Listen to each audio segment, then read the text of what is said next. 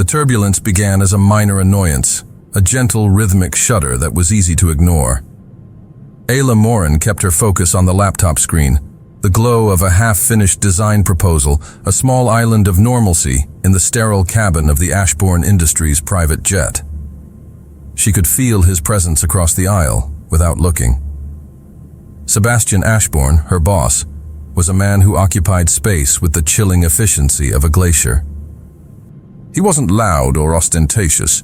He was simply there, a silent, gravitational force of tailored suits and gray eyes that seemed to assess everything for its value and find it lacking. The air around him always seemed a few degrees cooler, scented with the faint, clean smell of expensive woodsy cologne and freshly starched cotton. Then, the shudder changed. It wasn't rhythmic anymore. It was a violent, angry jolt that slammed Ayla against her seatbelt. Her laptop slid from her lap, crashing to the floor with a sickening crack. Her head snapped up. Across the aisle, Sebastian hadn't moved, but his knuckles were white where he gripped the armrests. His jaw was a hard, unforgiving line. A sound started low and guttural, a groan from the very bones of the aircraft. It was a sound of metal under a pressure it was never meant to endure. The gentle hum of the engines sputtered, coughed, and then one of them went silent. The sudden absence of noise was more chilling than any sound could have been. The plane dropped. It wasn't a fall. It was a void. One moment they were suspended in the calm, blue expanse of the sky. The next, the floor vanished from beneath them. Ayla's stomach launched into her throat, a hot, acidic wave of panic. A scream was trapped in her chest, a physical thing with claws. The world outside the window was no longer a serene landscape. It was a spinning, incomprehensible blur of green and blue, tilting at an impossible angle. The cabin erupted into pure chaos. A high-pitched alarm blared, a relentless, piercing shriek. The overhead compartments burst open, spilling jackets and bags like the guts of a wounded animal. The sound of metal screaming, twisting, and tearing apart was everywhere, a physical assault on her ears. It was the sound of the world ending. Ayla's hands flew to the armrests, her nails digging into the plush leather, searching for an anchor in a universe that had come unhinged. Her mind, usually a place of creative order, was a white-hot static of pure terror. This wasn't like the movies. There was no time for last words, no slow-motion descent, no moment for a final, desperate prayer. There was only the violent, brutal, all-consuming fall. She chanced to look across the aisle. Sebastian's eyes met hers. For a single terrifying heartbeat, the mask was gone. The cold CEO, the corporate predator, the man she secretly loathed, he had vanished. In his place was just a man, his eyes wide with the same stark, primal fear that was consuming her.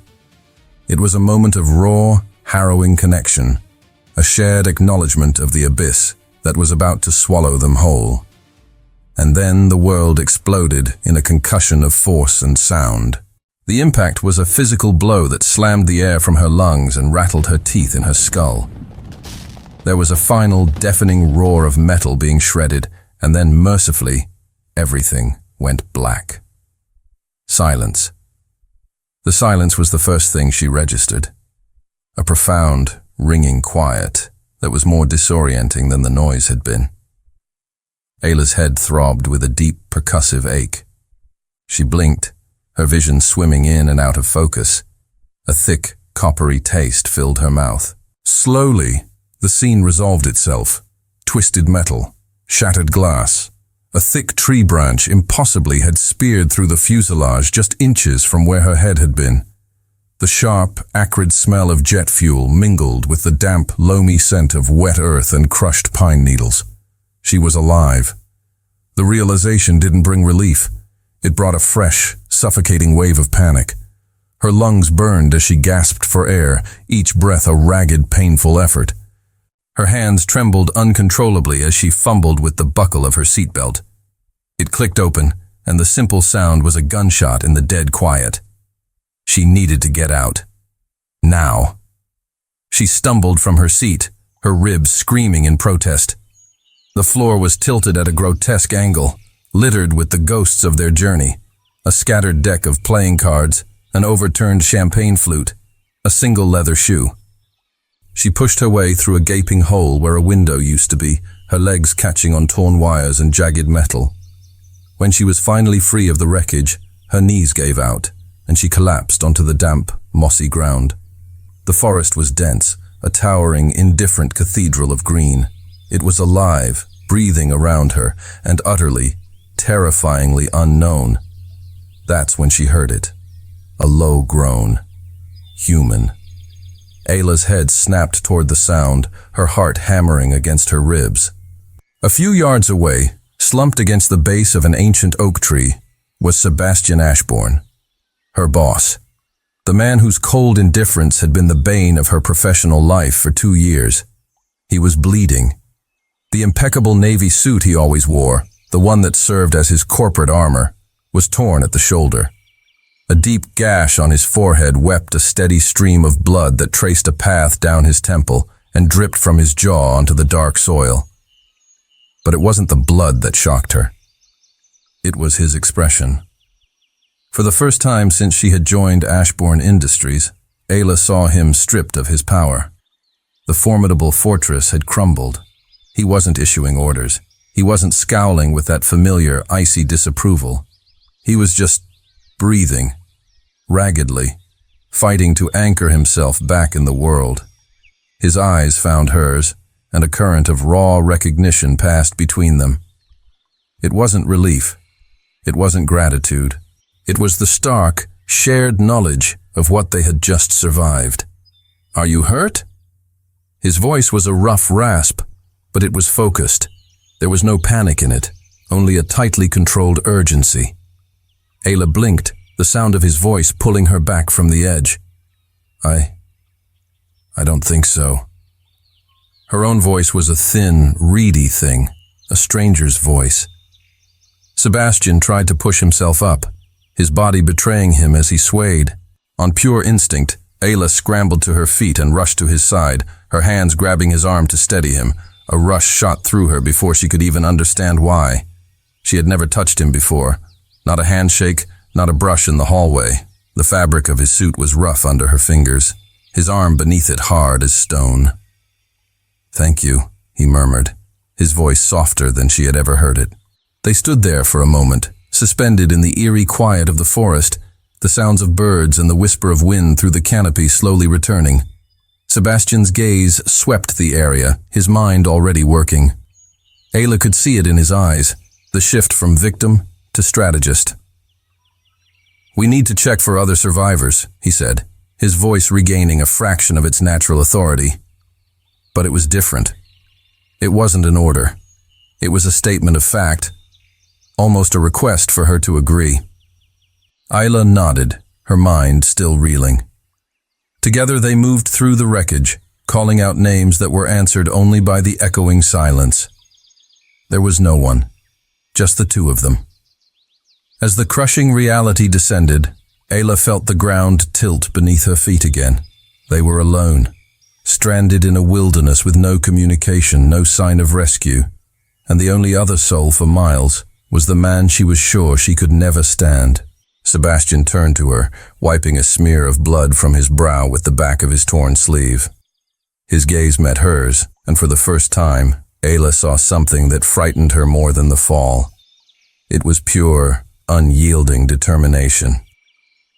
"We are going to survive this," he said, his voice low but solid as bedrock. "I promise you." And in that moment, Ayla realized a dreadful, undeniable thing. She believed him. And honestly, who wouldn't? After surviving something like that, you'd believe anyone who promised you a way out. Let's see if he can keep that promise. The fire was the first miracle. Ayla watched, a sense of profound disbelief washing over her, as Sebastian Ashbourne knelt on the damp forest floor. He moved with a focused, almost surgical precision, stripping bark from a dry branch with a shard of metal from the wreckage, gathering tinder with an economy of motion that was mesmerizing. These were the same hands she had only ever seen gliding over an iPad to approve multi-million-dollar contracts or typing curt, dismissive emails that could end a career in under 10 words. Now, they were smudged with dirt, scratched and raw, working to coax life from friction and wood. He didn't complain. He didn't even sigh in frustration. He just worked. How do you know how to do that? The question slipped out before she could stop it, her voice sounding small in the vast quiet of the woods. He didn't look up, his concentration absolute. The muscles in his forearm tensed under the rolled-up sleeve of his ruined shirt as he began to rub a spindle against a fireboard he had fashioned. My father, he answered, his voice neutral, a low rumble against the whisper of wood on wood. He believed a man should know how to survive with nothing but what the world gave him. A wisp of smoke, thin and gray, curled upwards. Ayla held her breath. Sebastian leaned in, blowing gently, protectively. A tiny spark glowed, an ember of impossible hope in the twilight. Then another, and suddenly, a small, fragile flame flickered to life, dancing between his cupped hands. He looked at the flame for a long moment, and in the soft golden light, Ayla saw the tension in his shoulders ease by a fraction. He had brought light back into the darkness. I have to say, for a guy she hated so much, he was proving to be surprisingly useful, wasn't he? They established a crude camp near the wreckage, a small pocket of order against the encroaching chaos of the wilderness. Sebastian orchestrated everything with a chilling efficiency that was both alien and deeply reassuring. He salvaged a large, partially intact piece of the cabin's interior lining, and with a length of wire he'd stripped from a seat, he rigged a makeshift lean-to between two thick trees. Ayla tried to help, to be useful, but she felt clumsy and out of her depth. Every task she thought of, he was already 3 steps ahead. She gathered wood, but he had already found a fallen log that was drier. She tried to sort through the salvageable items, but he had already prioritized water, shelter, and warmth. "Do you know how to tie a taut line hitch?" he asked suddenly, holding up a length of cord he had scavenged. "Not exactly," she admitted, feeling a familiar flush of inadequacy. "It's all right. I'll show you." And he did.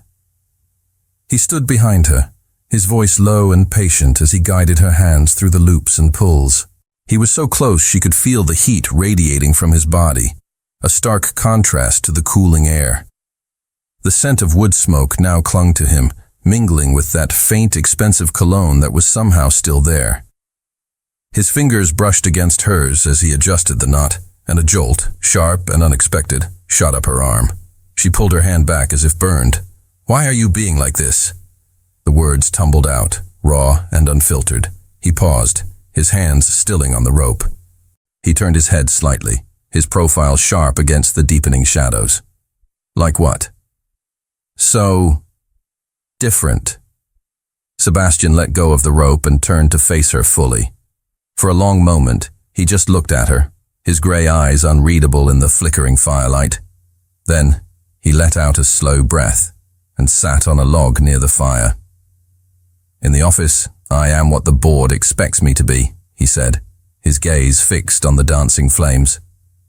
"What my uncle molded me into after my parents died."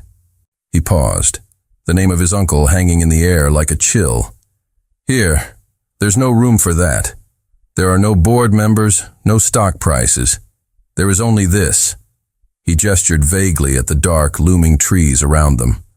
"Only survival." That night, the temperature plummeted.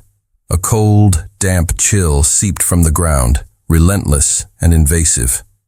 Ayla huddled by the fire, her arms wrapped tightly around herself. But the shivering was a deep, internal tremor she couldn't control. She bit her lip, refusing to complain, refusing to show the weakness she felt. But he noticed. Of course he noticed. Sebastian Ashbourne noticed everything. Without a word, he stood up, took off his torn suit jacket, the last remaining layer he had, and walked over to her. He held it out. "No!" she protested immediately, her teeth chattering. "You'll freeze." "I'm warmer than you are." It was a simple statement of fact. Sebastian. Ayla. His voice was firm, cutting through her protest, but it lacked its usual icy edge. It was just certain. Please. She looked up at him, at the genuine concern etched onto his face, a face she had only ever seen set in a mask of cool authority. And something inside her shifted, a tectonic plate of long-held animosity grinding into a new position. Slowly, her hands reached out and took the jacket. She pulled it over her shoulders. The fabric was still warm from his body, and it carried his scent, smoke, the forest, and something uniquely, indefinably him. It felt like a shield. He gave a single sharp nod and returned to his spot on the other side of the fire, rubbing his arms against the cold. Ayla watched him, a painful knot tightening in her chest. It was a confusing tangle of guilt, gratitude, and something else, something warmer and far more dangerous. "Thank you," she whispered across the flames. He just inclined his head, his eyes already heavy with an exhaustion so profound it seemed to weigh him down. Ayla couldn't sleep. She watched the fire spit and crackle, a lone beacon against the oppressive living darkness of the forest. And she watched Sebastian. He was shivering. He was trying to hide it, his movements small and controlled, but in the stark, dancing light of the fire, she could see the tremors running through his body. Before she could second-guess the impulse, before logic could intervene, she was on her feet. Clutching the jacket, she walked around the fire and sat down beside him. The ground was cold and hard beneath her. "What are you doing?" he asked, his voice thick with sleep, his eyes still closed. "Sharing." She draped the jacket over both of them, a makeshift blanket, huddling close enough that their shoulders and hips pressed together. The shared space was instantly warmer. Sebastian's eyes opened. They were dark pools in the firelight, reflecting the flames.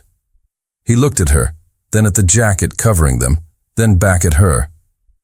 "You don't have to do that." "I know." A heavy silence fell, filled only by the sound of the fire and the distant call of some nocturnal creature.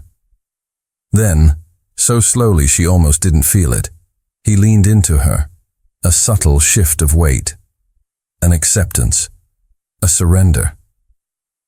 Ayla's heart began to beat a heavy, frantic rhythm against her ribs. She was acutely aware of every point of contact, his shoulder against hers, his thigh against hers, the steady, solid presence of him. She hated Sebastian Ashbourne. She had built 2 years of her professional life around the certainty of that hatred. It was a solid, dependable thing. But the man shivering beside her, the man who had given her his last layer of warmth, the man who was now trusting her enough to lean on her, she had to admit she had no idea who that man was. And as she sat there, sharing a jacket and a sliver of warmth under a canopy of unfamiliar stars, an impossible, terrifying thought began to bloom in the darkness of her mind. She wasn't sure she hated him at all anymore. Ayla woke to the smell of roasting fish and the alien sound of birdsong. For a disorienting moment, her mind clung to the memory of her warm bed, her small apartment, the familiar city sounds. Then, the reality of her situation returned with a jolt. The dull ache in her back from sleeping on the hard ground, the chill in the air, the heavy weight of Sebastian's jacket still draped over her. She sat up, her movements stiff. Across the dying embers of the fire, Sebastian was crouched by a small, clear stream she hadn't noticed before. He was turning 2 small, silver-skinned fish skewered on green branches over a fire he'd somehow coaxed back to life from the night's embers. "You fished?" The words came out raspy. He glanced over his shoulder, and for the first time, Ayla saw something she would have sworn was impossible on the face of Sebastian Ashbourne. A smile. It wasn't his corporate, predatory smile. This one was small, hesitant, almost shy. It barely touched his lips, but it lit his eyes. "Woke up early," he said, his voice still rough from sleep. "Found the stream about 200 yards that way." Ayla blinked, pushing her tangled hair out of her face. "And you?" You caught fish? With your hands? Improvisation, he said simply, as if it were the most natural thing in the world. He lifted one of the sticks from the fire, the fish sizzling, its skin perfectly crisped. Eat. We need the energy. They fell into an unspoken routine, a rhythm dictated by the sun and their shared need to survive. It was a strange, silent partnership. Sebastian, with his relentless focus, took charge of securing the camp and exploring for a way out. He was the hunter, the protector. Ayla, who had a degree in graphic design but a secret, lifelong passion for botany passed down from her grandmother, became the gatherer. And just like that, they weren't boss and employee anymore. They were something else entirely, something forged by necessity. It's amazing what people can become when the world falls away, isn't it? She began to explore the flora around them, her grandmother's lessons echoing in her mind. She found broad, waxy leaves that, when layered, could help waterproof their lean-to. She identified edible roots, painstakingly cross-referencing them with the memories of sketches in her grandmother's old notebooks. She even found a plant with soft, pulpy leaves that she knew had antiseptic properties. "How do you know all this?" Sebastian asked later that day. He was sitting patiently on a log while she cleaned the gash on his forehead, which was beginning to look angry and inflamed. "My grandmother," Ayla answered softly, her focus entirely on the task. She had crushed the leaves into a green paste, just as she'd been taught. She believed nature has an answer for everything, if you just know where to look. He was quiet as she worked, so still that it made her own racing heart feel ridiculously loud in the silence.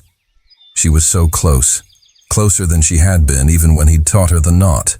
She could feel the warmth of his skin, see the faint stubble shadowing his jaw, the tiny, almost invisible scar just above his eyebrow she'd never noticed before.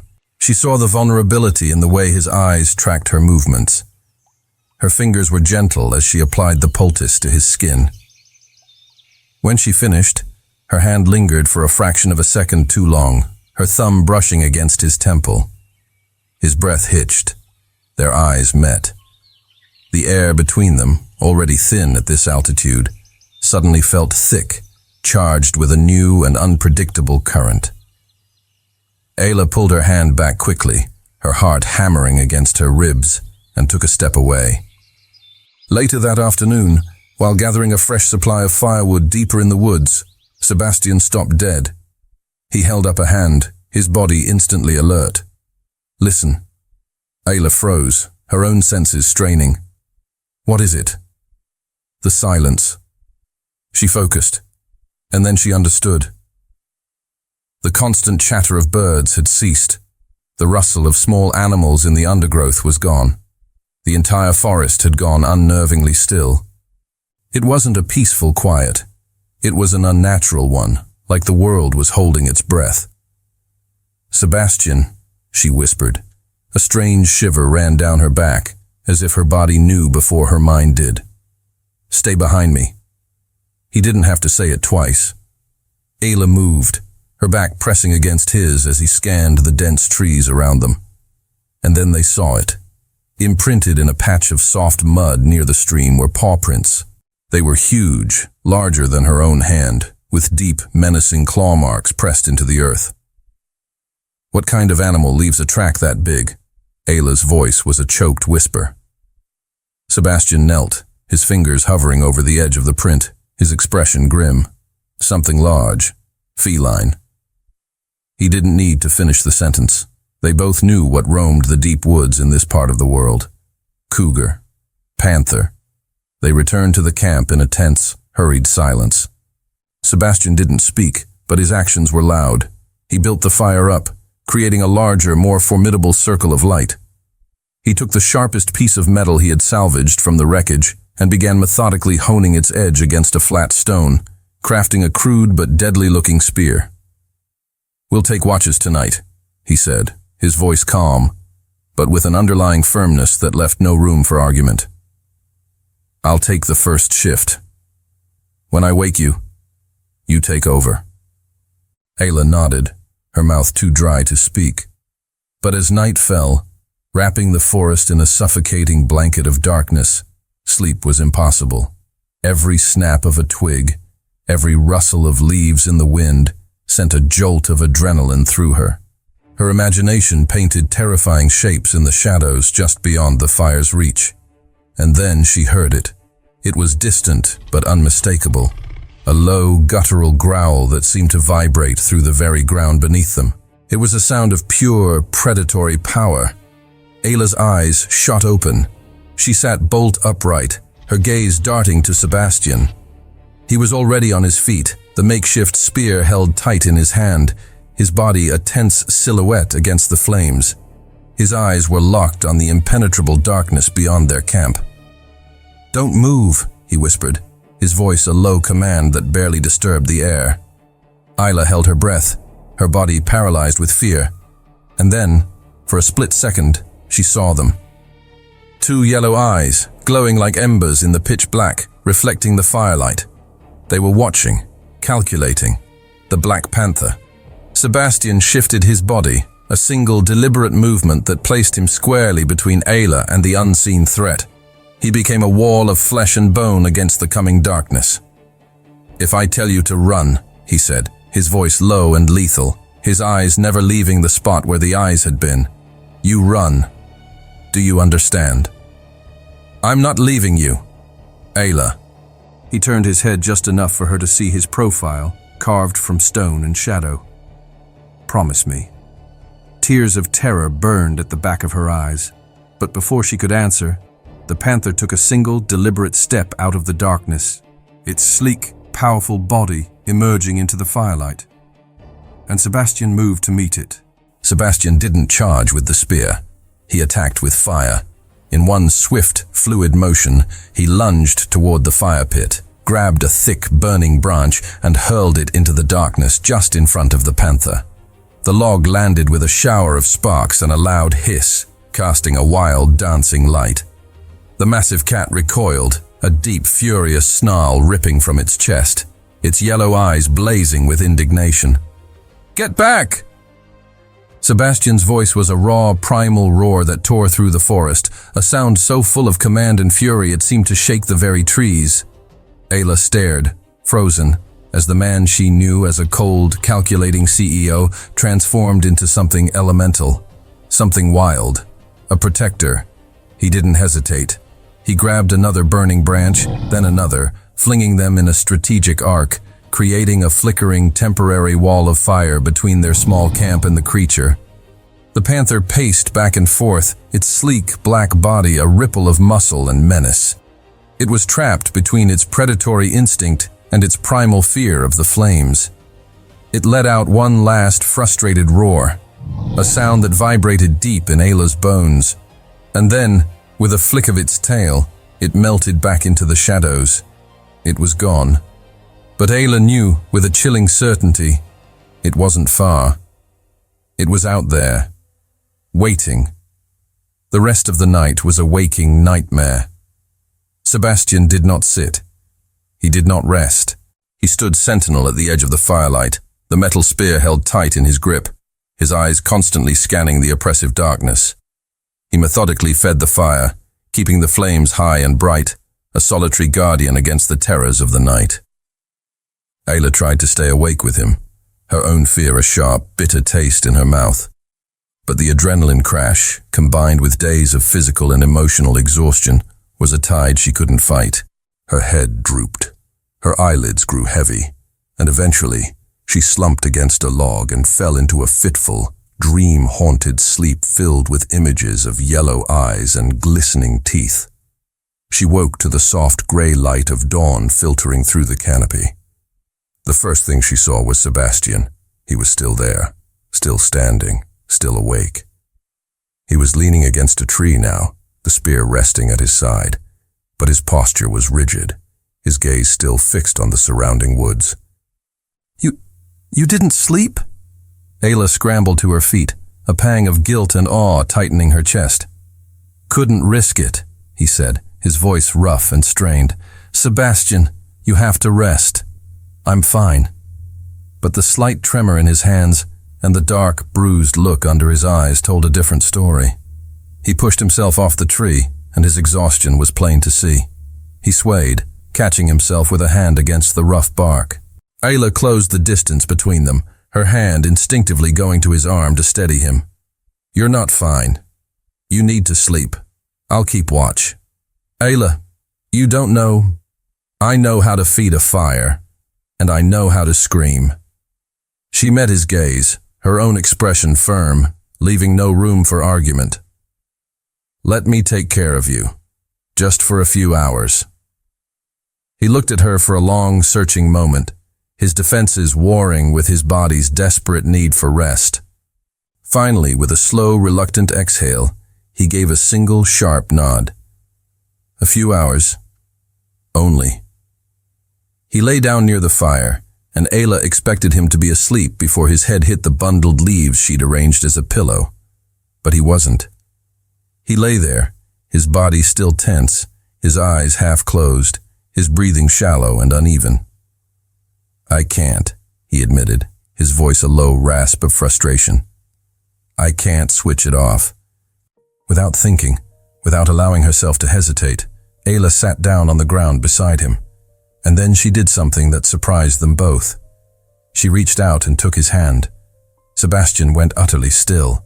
His eyes flew open, wide and startled, locking onto hers. His hand was cold in hers, but it was strong, his long fingers calloused from his work during the night. "I'm right here," Ayla said softly, her voice a gentle anchor in the quiet morning. "Nothing is going to happen. I'll wake you if I see anything." He stared at their joined hands as if he'd never seen them before. Then, so slowly it was almost imperceptible, his fingers curled, lacing through hers. The connection was solid. Real. "Why are you doing this?" he whispered, his gaze lifting to her face. Ayla didn't have an answer that made sense. Or maybe she did, and that was what scared her. "Because you would do the same for me," she finally replied, the words feeling truer than anything she had said in years.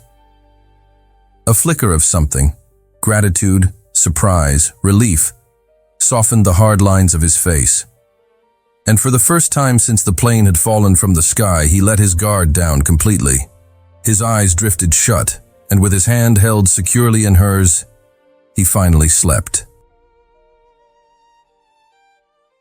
3 hours later, Ayla was still sitting beside him, her back against a log, her own exhaustion a dull, distant ache. She watched the steady rise and fall of his chest. She noticed the way sleep smoothed the harsh lines of concentration from his face, making him look younger, almost vulnerable. She was still holding his hand, and she had no desire to let go. When Sebastian finally stirred, the sun was high in the sky, casting dappled light through the leaves. He blinked, disoriented, and the first thing he seemed to register was the warmth of her hand still holding his. He looked at their entwined fingers, then at her. She looked back at him. Neither of them moved to pull away. "Thank you," he said, his voice thick with sleep and something else she couldn't quite name. "Always," Ayla heard herself say, the word feeling both reckless and right. In that quiet moment, something fundamental shifted between them. They weren't boss and employee anymore. They weren't even just partners in survival. They were something else, something more dangerous, something inevitable. Sebastian slowly pushed himself into a sitting position, but he didn't release her hand. "Ayla," he began, his voice serious, "I need to tell you something." Her heart gave a painful lurch. "What?" He opened his mouth, then closed it, struggling with the words. "Back at the office. The way I was." He paused, his gaze dropping to their hands. "I never wanted to be that person. Especially not with you. I didn't know how to be anything else." "Why?" she whispered. "Because my uncle taught me that caring is a weakness, that a leader can't be kind, that an Ashbourne can never show." He trailed off, his voice cracking on the last word. "Show what?" she prompted gently. Sebastian looked up, and in the raw, unguarded depths of his eyes, Ayla saw everything. The crushing loneliness, the weight of a legacy he never asked for. The cold, empty prison he had built around himself. That he cares, he finally said, and Ayla's world, which had already been turned upside down once, tilted on its axis all over again. That evening, the sky broke open. It wasn't a gentle rain. It was a deluge, a sudden violent downpour that hammered the forest canopy.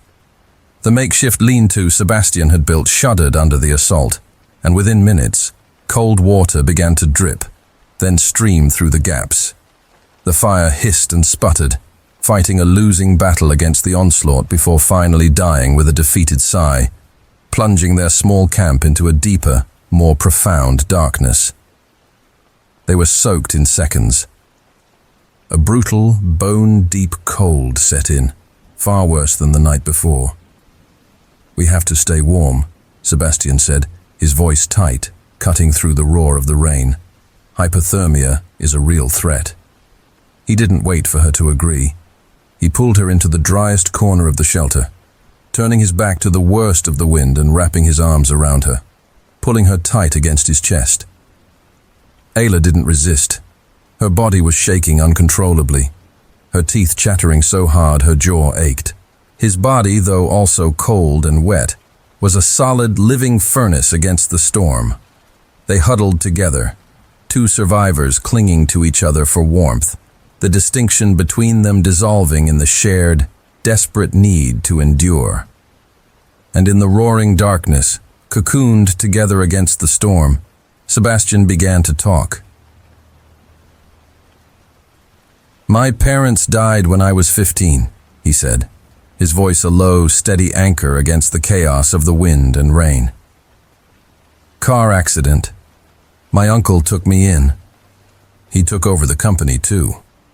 Ayla listened in silence, her ear pressed against his chest, feeling the vibration of his words as much as hearing them. Each word was a confession, a piece of a puzzle she was only just beginning to understand. "He told me I had to be strong, that the world was full of predators, and if I showed any weakness, they would tear me apart." He took a shaky breath. "So I learned. I learned to build walls. I learned to treat everything like a transaction. I learned to never, ever let anyone see that something, or someone, mattered." He shifted, his arms tightening around her. "At the office, you always looked at me like I was a monster." Ayla's chest ached. And you were right." He cut her off, his voice rough with self-loathing. "I was. My uncle always said it's better to be feared and respected than to be liked and seen as weak." "Sebastian, but here." He lifted a hand, his cold fingers finding her cheek, his thumb stroking the line of her jaw. The simple, tender gesture was a stark contrast to the violence of the storm. "Here, I can't pretend anymore. And the truth is, I hate the man I became, but I don't know how to be anyone else." Ayla covered his hand with her own, pressing it against her face, holding it there. "Maybe you don't have to learn," she whispered. "Maybe you just have to remember. Remember the person you were before your uncle told you who to be." She paused, her eyes, even in the near-total darkness, trying to find his. The person who would face down a panther to protect someone. The person who would stay up all night in the cold. That's the real you, Sebastian. Not the machine in the suit. The world seemed to shrink to the tiny, fragile space they occupied. Sebastian stared down at her, his eyes searching her face for something. Permission, maybe. Or absolution. "I hated you," Ayla confessed suddenly, the words pouring out of her carried on the tide of the storm. "Back in that life, I hated you so much. You were cold and demanding, and you never once said thank you. I thought you were an empty suit, a man with no soul."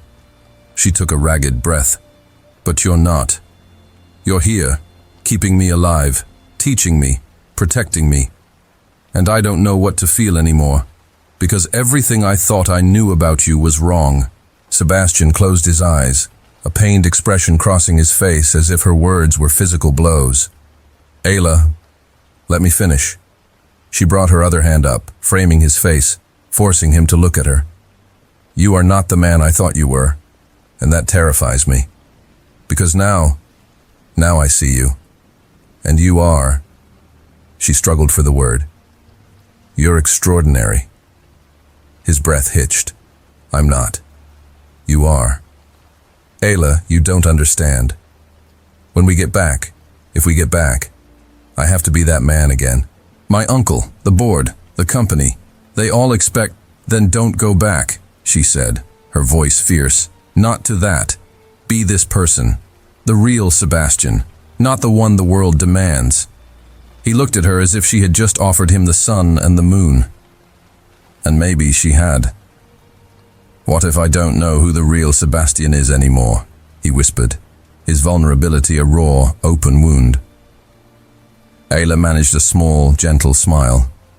My grandmother used to say that as long as you're breathing, you have time to figure it out. You just have to want to. The rain continued to fall, a steady rhythmic drumming on their shelter. But inside, a different storm was brewing. Sebastian leaned forward, his forehead coming to rest against hers. Their breaths mingled in the cold air. If I kiss you now, he said, his voice a hoarse, desperate rasp. There's no going back from it. I won't be able to pretend it didn't happen. Ayla's heart was beating so hard, she was sure he could feel it through her chest. Then don't pretend, she whispered against his lips. And Sebastian broke. He kissed her. It wasn't a gentle kiss. It was a kiss of desperation, of starvation, of a man who had been lost in a desert and had finally found water. It was raw and consuming, freighted with all the fear and hope and terror of the past few days.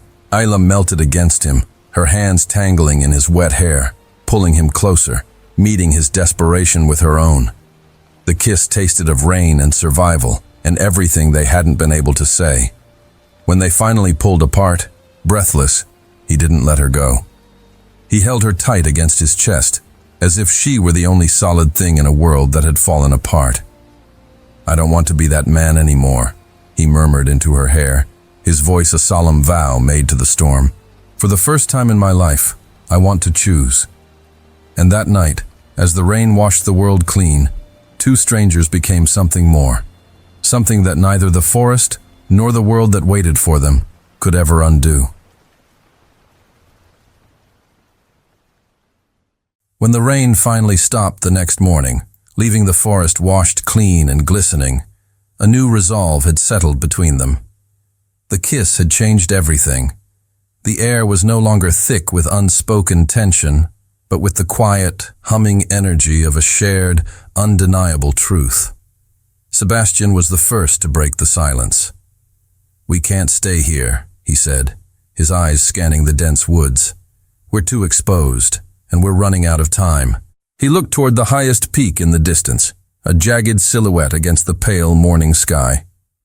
We have to get to high ground. If we can build a signal fire up there, a big one, we have a chance. A real chance. Ayla followed his gaze. The mountain looked impossibly far, its slopes steep and treacherous. Do you think we can make it? Sebastian turned to her, and his hand found hers, his fingers lacing through hers with a natural, possessive ease. Together, he said, the word a promise. Yes?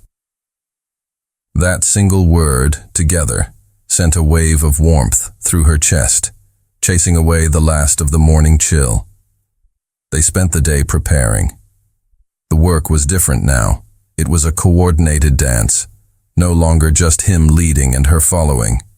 They moved around each other with an easy familiarity, their movements punctuated by small smiles and casual touches, a hand on a shoulder, fingers brushing as they passed a tool. Sebastian fashioned 2 makeshift backpacks from the salvaged cabin lining.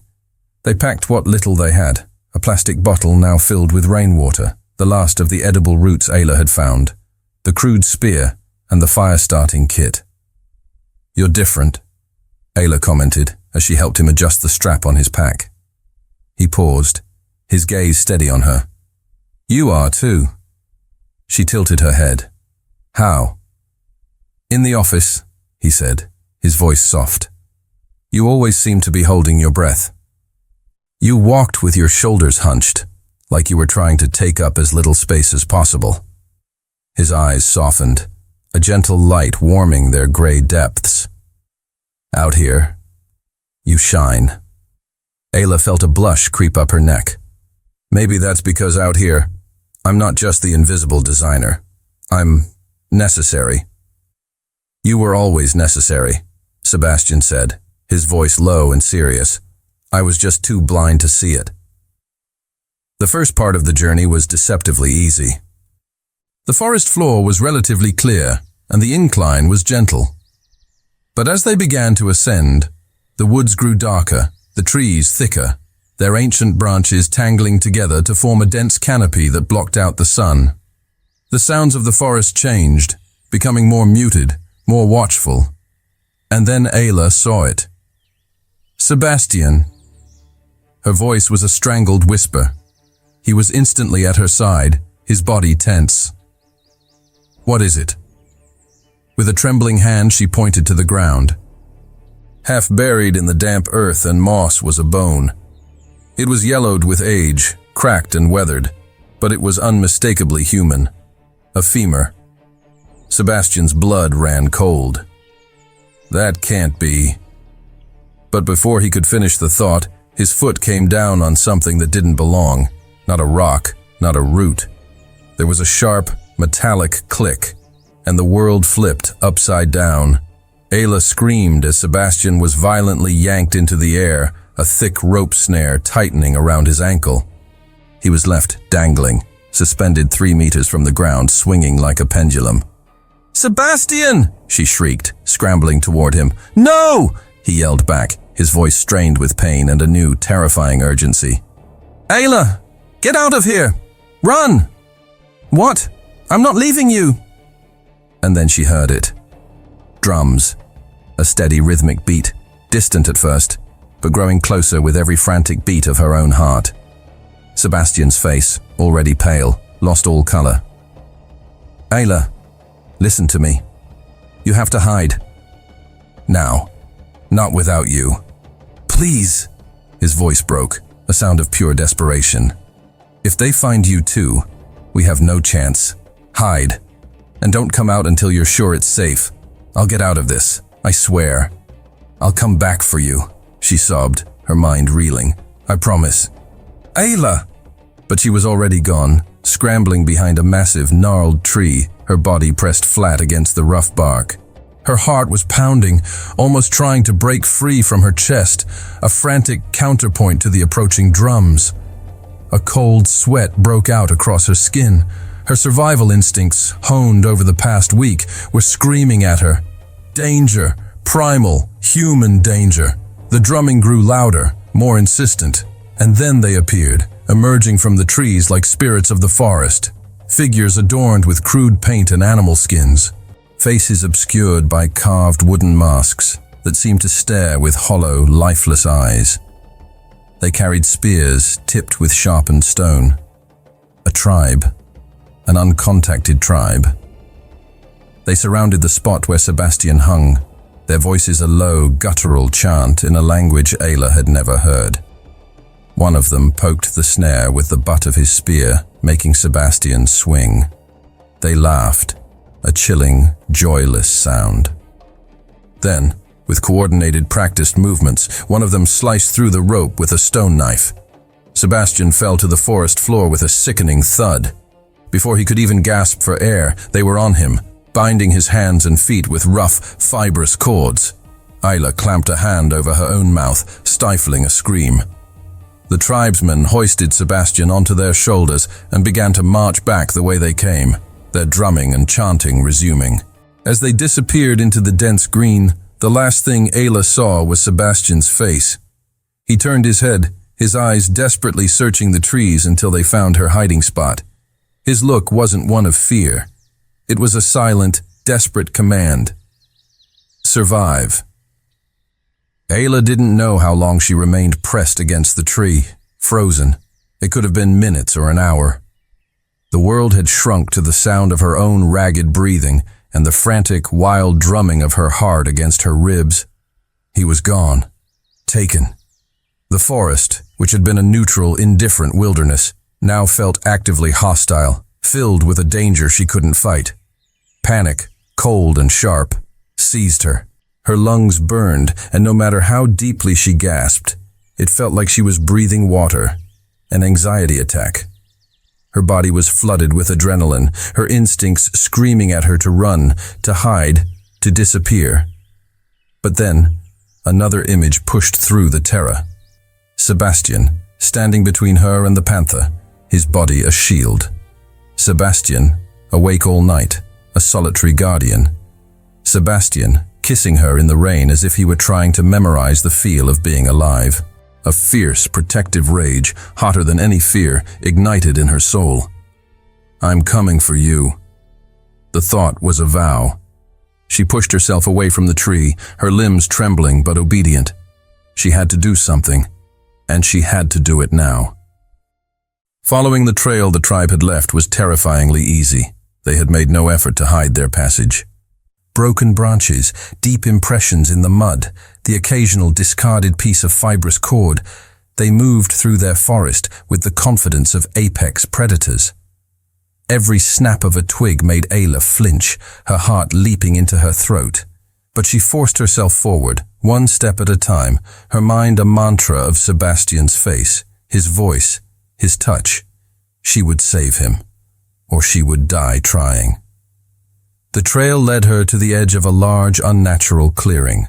She dropped to her belly in the undergrowth, peering through a screen of ferns. What she saw made her breath catch. A village, not just a few huts, but a sprawling settlement of thatched roof structures, smoke curling from a dozen small fires, and people, dozens of them, moving about their daily tasks, their voices a low, alien hum. And in the very center of the village, tied to a thick wooden stake driven into the earth, was Sebastian. A sob escaped her lips, muffled by the damp soil. He was alive, bruised, a fresh cut bleeding sluggishly on his cheek, but alive. His head was bowed in exhaustion, but as she watched, he lifted it, his eyes scanning the tree line that bordered the village. He was looking for her. He was holding out hope that she had listened, that she was safe. I'll get you out of there, Ayla whispered to the empty air, as if he could hear her. But how? She was one person. They were a village. She had a few sharpened sticks and a desperate plan. They had spears and numbers. She spent hours watching from the edge of the woods, her mind racing. She studied their patterns, the way the guards moved, the locations of the blind spots. And slowly, an idea began to form. It was insane. It was reckless. It was a plan born of pure desperation. But it was the only thing she had. She remembered a lesson from a long-forgotten anthropology class in college. Isolated tribes, superstitions, primal fears, and she remembered the panther. The same magnificent, terrifying creature that had nearly killed them.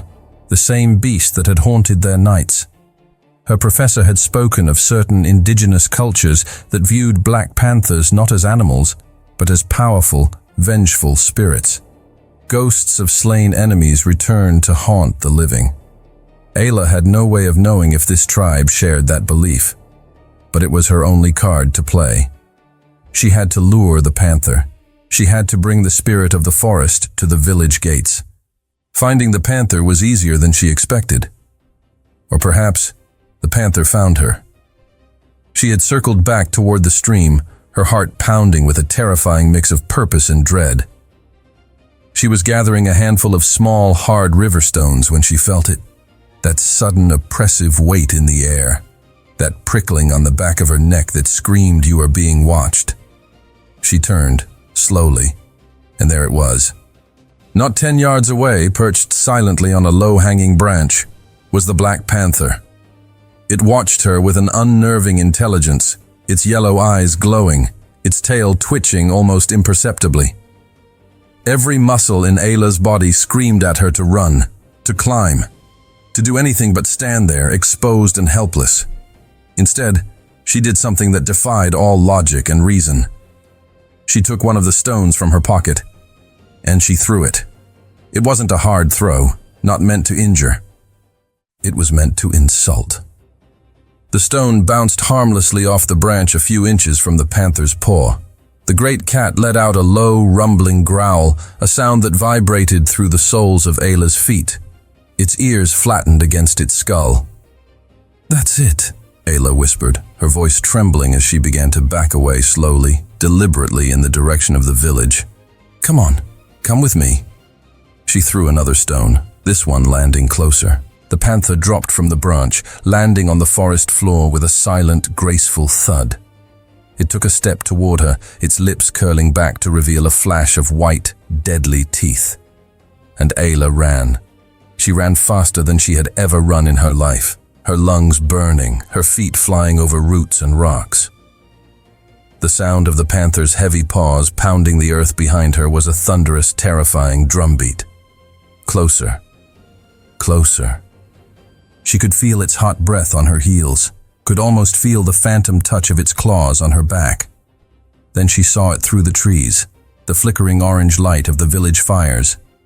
With a final, desperate burst of speed and a scream that ripped from the very depths of her soul, Ayla burst out of the tree line and into the clearing, right into the heart of the village. The panther, blinded by its hunting rage, followed a second behind her, and chaos erupted.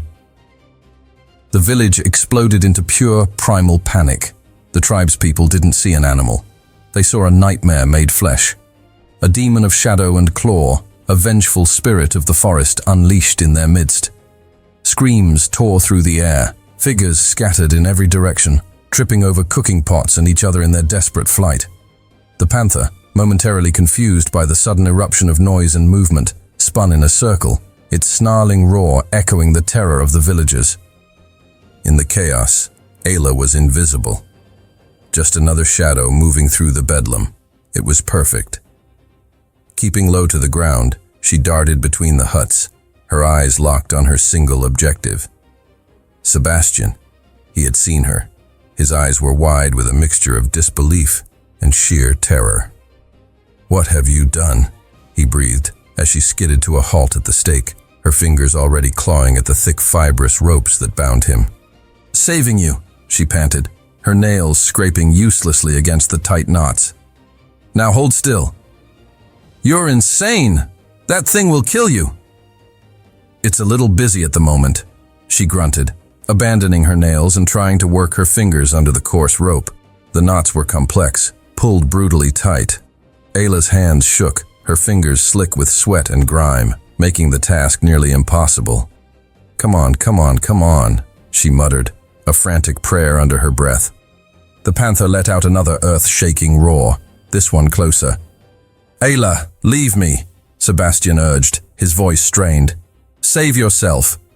"Shut up and let me work," she snapped, a surge of adrenaline giving her new strength. Finally, the main knot began to give. She pulled, and it loosened. Then the second. Sebastian wrenched his hands free and immediately began working on the ropes at his ankles. A moment later, he was up, grabbing her hand.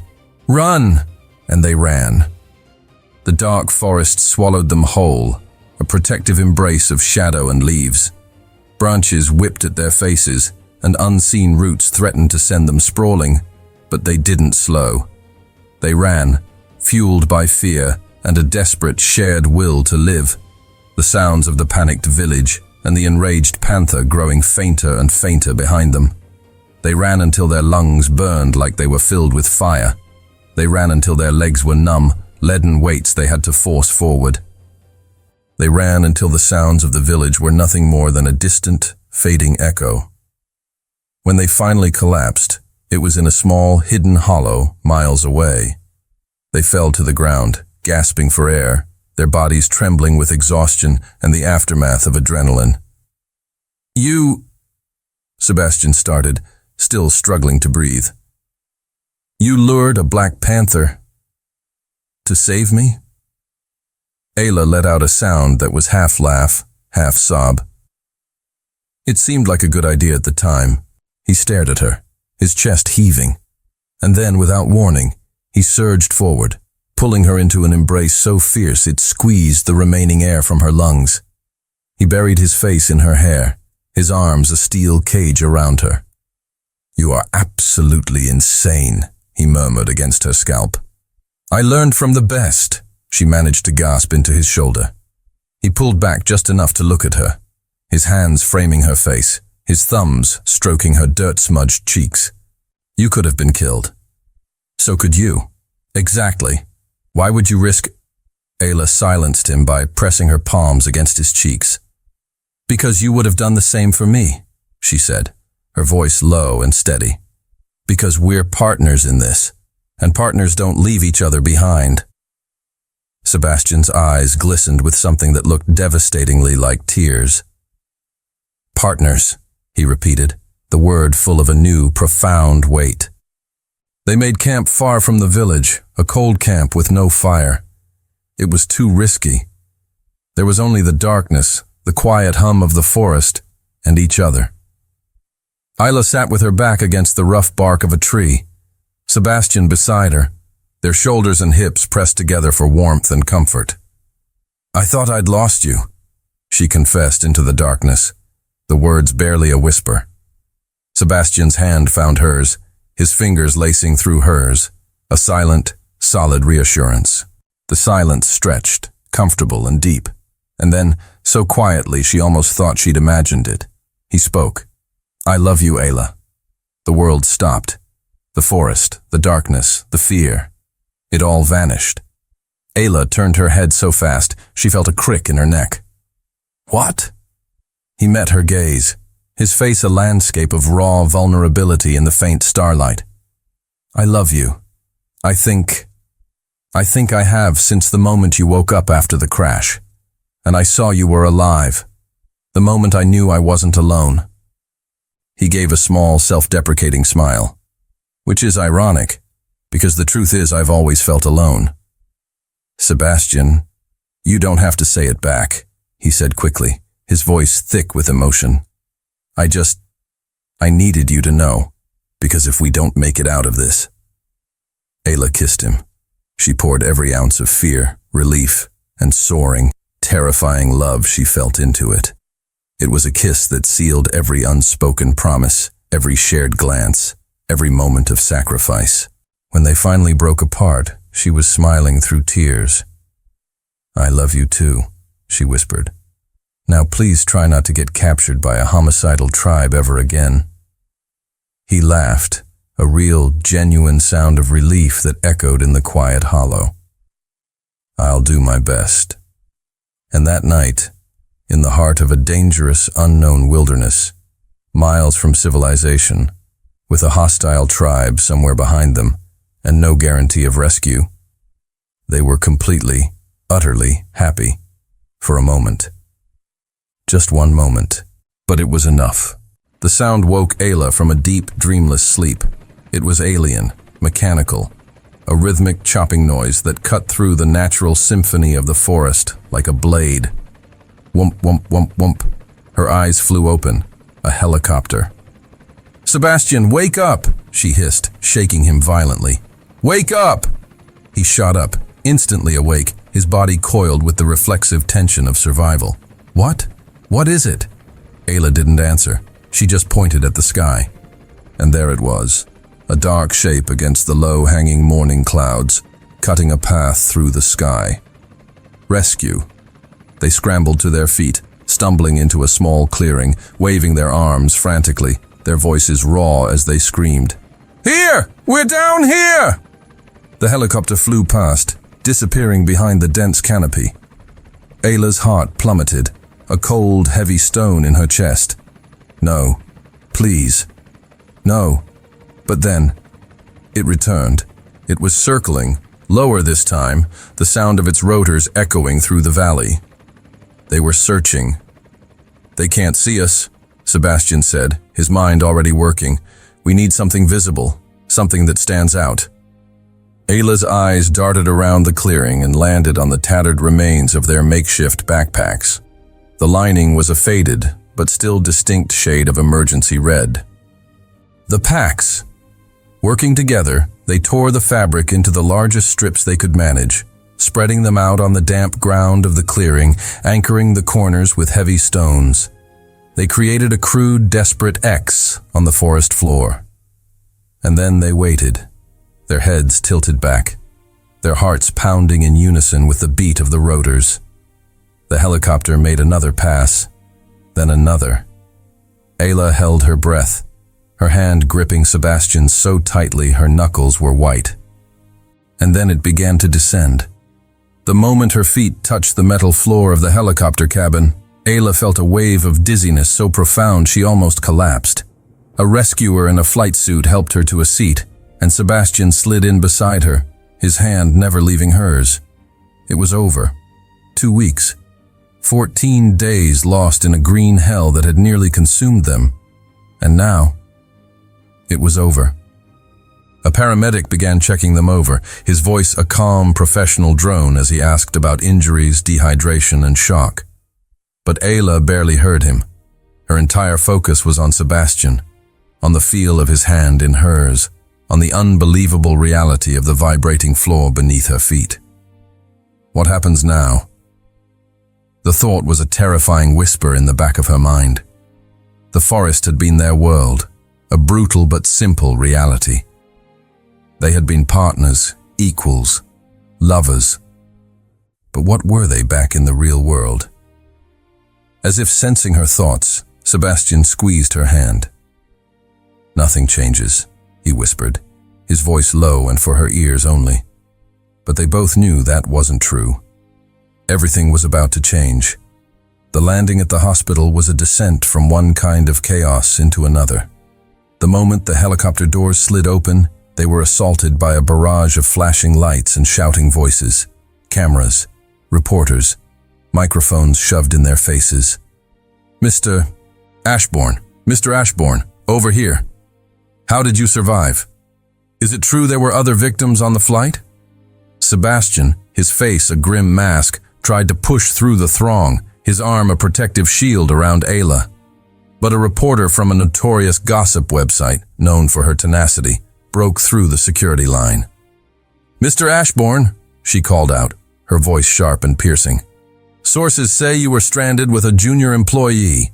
Can you comment on the nature of your relationship during your time in the wilderness?" Ayla felt Sebastian go rigid beside her. This was it, the moment of truth. She braced herself for the denial, the minimization, the carefully worded corporate statement designed to protect his reputation. It was the logical thing to do, the Sebastian Ashbourne thing to do. Instead, he stopped. He turned, facing the sea of cameras squarely. The flashes illuminated the exhaustion on his face, the new scars, the dirt still smudged on his cheek. He looked less like a billionaire CEO and more like a warrior returning from a long and brutal war. "Ayla Morin saved my life," he said, his voice clear and steady, ringing with an authority that silenced the entire crowd. "If I am standing here today, it is because of her, and her alone. She is the bravest, most intelligent, and most incredible woman I have ever met." He paused, his eyes finding Ayla's in the midst of the media storm. "And I love her." The silence that followed was absolute, a collective, stunned intake of breath. Ayla froze, her own heart stopping in her chest, the world narrowing to the look in his eyes. And then the chaos exploded again. But this time, it was different. Sebastian ignored the renewed frenzy of questions. He took her hand, lifting it in front of the cameras, in front of the entire world. And he smiled. A real, brilliant, unguarded smile. A few quiet days later, the world had been reduced to the 4 sterile walls of a private hospital room. Sebastian was recovering, the IV drip in his arm a testament to the ordeal they had endured. Ayla sat in a chair beside his bed, a silent, constant presence. They hadn't spoken much about his public declaration. They didn't need to. It hung in the air between them, a new and permanent reality. The door to the room opened without a knock. A man entered, his presence instantly sucking the warmth from the air. He was older, dressed in a suit even more impeccably tailored than Sebastian's had ever been, his eyes the color of ice chips. Ayla recognized him immediately from company galas and board meeting photos. Richard Ashbourne, Sebastian's uncle, the architect of the man she used to hate. "Get out," Richard said, his voice low and dismissive. He didn't even look at Ayla, his gaze fixed on his nephew with cold fury. Sebastian pushed himself up against the pillows, his jaw tightening. "She stays." Richard closed the door with a soft, menacing click. "Have you lost your mind completely?" he hissed. "A public declaration? For a—" He gestured vaguely in Ayla's direction, his eyes finally flicking over her with undisguised contempt. "For an employee?" "Ayla is not an employee," Sebastian countered, his voice dangerously calm. "Of course she is. And thanks to your little press conference, the company's stock dropped 3 points. The investors are spooked. The board is questioning your stability, suggesting you're suffering from some post-traumatic delusion." Sebastian swung his legs over the side of the bed, standing to face his uncle, ignoring the pull of the IV line in his arm. "Then let them question." Richard blinked, for the first time looking genuinely shocked. "What?" "You heard me. I'm done living my life for the board, for the investors, for you." "Sebastian." "No." His voice was iron. "You had your turn. You spent 17 years molding me in your image. You turned me into something cold and calculating and utterly alone." His voice cracked on the last word. "I will not be that man anymore." Ayla watched, her heart swelling with a fierce, protective pride. This was it, the final wall crumbling. Richard's gaze shot to Ayla, his expression curdling with disgust. "This is her fault. She's manipulated you. This is Stockholm Syndrome, a shared trauma bond. You went through something terrible together, and now you think it's love, but—" "I know what I feel," Sebastian interrupted, his voice cutting like glass. "And for the first time in my life, I am choosing what matters, not what's expected." Richard let out a short, bitter laugh. "How noble! But let's be practical. Without me, you have no company. I control 40% of the voting shares. More than enough to have you removed if I rally the board." "Then do it." The silence that followed was absolute. Even Ayla held her breath. The two men stared each other down, a silent battle of wills waged across the sterile hospital room. Richard's eyes narrowed. "You're bluffing. Try me." Finally, Richard took a step back, his face a mask of cold fury. "You will regret this, Sebastian." "Probably," Sebastian agreed, a weary resignation in his voice. "But at least I'll regret it while living my own life." Richard shot one last venomous look at Ayla, a look that promised retribution, and then turned and walked out, slamming the door behind him. The moment the door closed, Sebastian swayed, the bravado draining out of him. Ayla was at his side in an instant, her hands on his arms, steadying him. "Are you okay?" "Yeah, I just—" He looked at her, his eyes wide with a mixture of terror and exhilarating relief. "I think I just threw away my entire life's work." "No, you didn't," she said softly, her hands moving to cup his face, forcing him to meet her gaze. "You chose. You chose you." "And what if I chose wrong?" he whispered, the fear raw and real. "Then we build something new," she said, her voice unwavering. "Together." "Together," he repeated, the word tasting foreign and wonderful on his tongue. He leaned into her touch, a slow, genuine smile spreading across his face, a smile of pure, unadulterated freedom. "Together. I like the sound of that." Ayla smiled back, her heart aching with love for this new, brave man in front of her. But in the back of her mind, a question lingered, a shadow in the bright light of their victory. They had survived the forest. But could they survive the world? 2 weeks later, Sebastian arranged to meet Ayla at the small independent coffee shop near their old office building. It was a place steeped in memory, of rushed morning coffees, of Ayla sketching designs on napkins, of Sebastian striding in and out without a word, a cold specter of authority. But this time everything was different. He was no longer her boss.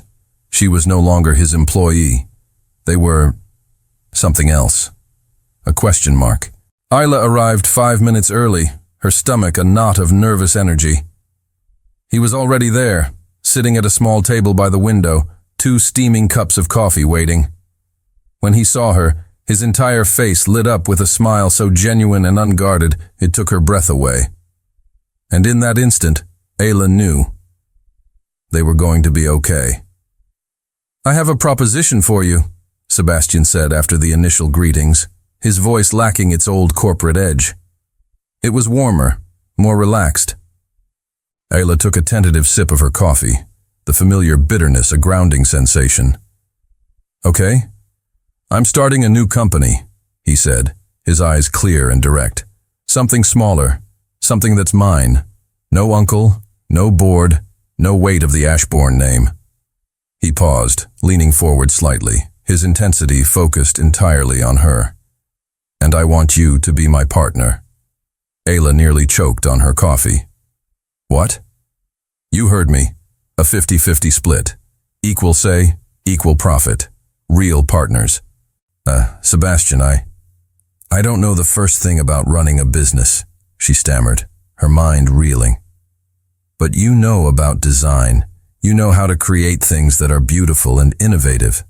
And more importantly," he reached across the table, his hand covering hers, his touch warm and firm. "You know me, and I trust you more than I trust anyone on this planet." "Why are you doing this?" she asked, her voice barely a whisper. "Because in the forest, you taught me that I don't have to do everything alone. You saved my life in more ways than one, Ayla." He squeezed her hand. "Let me do this. With you." Ayla looked at the man across from her. This wasn't the cold CEO she had hated. It wasn't even the desperate survivor from the wilderness.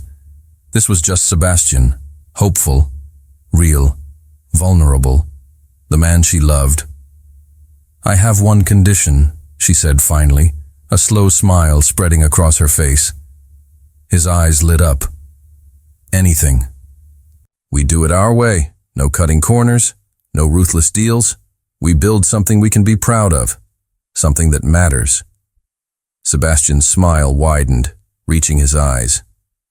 It was the smile she had come to know so well, the one that was just for her. "I wouldn't expect anything less." They sealed the deal not with a contract, but with a handshake across the small table. And then, because they were them and they couldn't help it, he leaned across the table and sealed it again with a soft, promising kiss that tasted of coffee and new beginnings.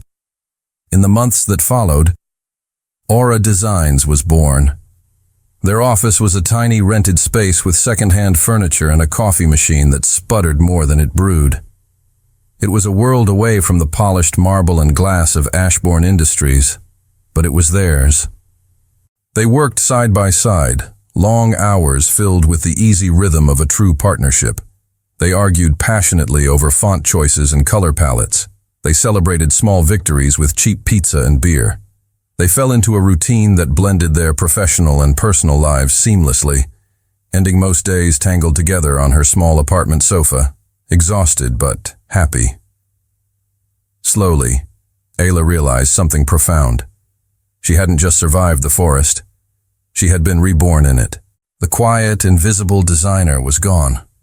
In her place was a confident woman, a business owner, a partner. She had found her voice. She had found her place. One night, working late in their small office, surrounded by sketches and fabric samples, Sebastian paused, his pen hovering over a blueprint. "Ayla?" she answered, not looking up from her own work. Are you happy? The question was so simple, so direct, it made her stop. She looked up at him, really looked at him. She saw the faint scars that would forever be a map of their survival. But she also saw the peace in his eyes, the lightness in his posture. She saw the man he had allowed himself to become. Yes, she said, her voice soft but certain. I am. And it was the absolute truth. But as he smiled and turned back to his work, a question that had been lingering in the back of her mind for months surfaced again. A quiet, persistent whisper. They were partners in business, lovers in life. But where exactly was this all going? 6 months to the day after their rescue, Sebastian took Ayla back to the mountains. Not to the same forest, never again to that forest, but to a national park a few hours from the city with well-marked trails and breathtaking panoramic views. Why are we here? Ayla asked as they hiked, the crisp autumn air invigorating, the path beneath their feet solid and safe. You'll see, was all he said, a mysterious, gentle smile playing on his lips. He led her to a clearing at the summit, a rocky outcrop that overlooked a sprawling valley below. The setting sun was painting the sky in fiery strokes of orange, pink, and deep violet.